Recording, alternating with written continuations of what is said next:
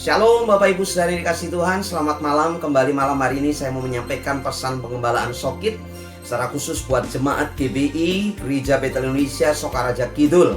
Tetapi juga untuk setiap kita sekalian, malam hari ini kita mau belajar firman Tuhan. Saya mau mengajak kita sekalian membuka Alkitab kita dari Injil Yohanes pasal yang ke-20, ayat yang ketiga mulai. Demikian bunyi firman Tuhan. Maka berangkatlah Petrus dan murid yang lain itu ke kubur.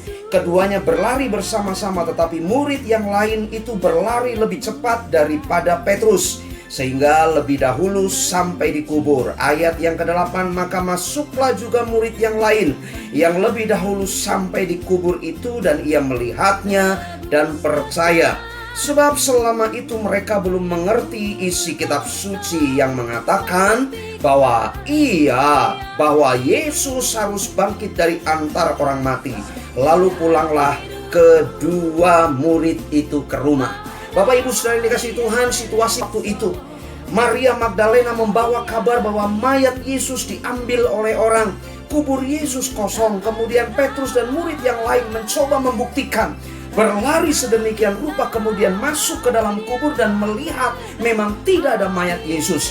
Alkitab berkata mereka percaya. Sudah menjadi perenungan yang mendalam. Mereka percaya apa yang disampaikan oleh Maria Magdalena bahwa mayat Yesus diambil lain.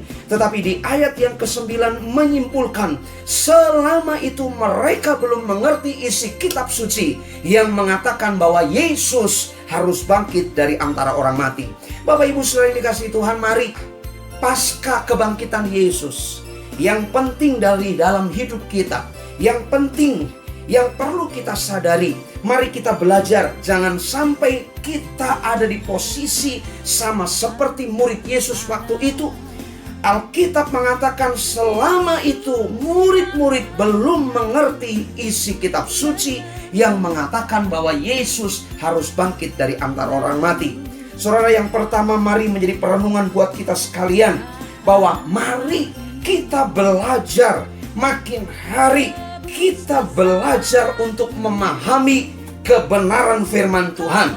Firman Tuhan sebagai penuntun hidup kita, firman Tuhan sebagai buku kehidupan kita, dan firman Tuhan yang membawa Anda dan saya mengenal siapa Yesus, mengenal siapa Tuhan. Dia datang dari surga, dia mati di atas kayu salib, dikuburkan, bangkit pada hari ketiga, dia naik ke surga. Satu akses keselamatan sudah dibuka melalui Yesus Kristus Tuhan. Yang kedua, Bapak Ibu Saudara, mari jadikan sesuatu dalam hidup kita, kita mengerti bahwa kebangkitan Yesus sudah dinubuatkan.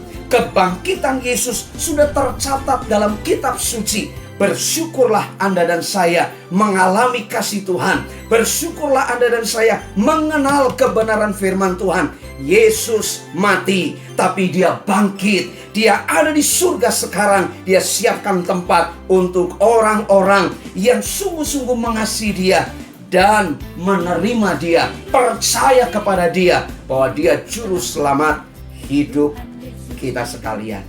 Diberkati Anda dan saya, setiap kita boleh merasakan sukacita Paskah kebangkitan Yesus membawa perubahan besar dalam hidup kita sekalian. God bless you all.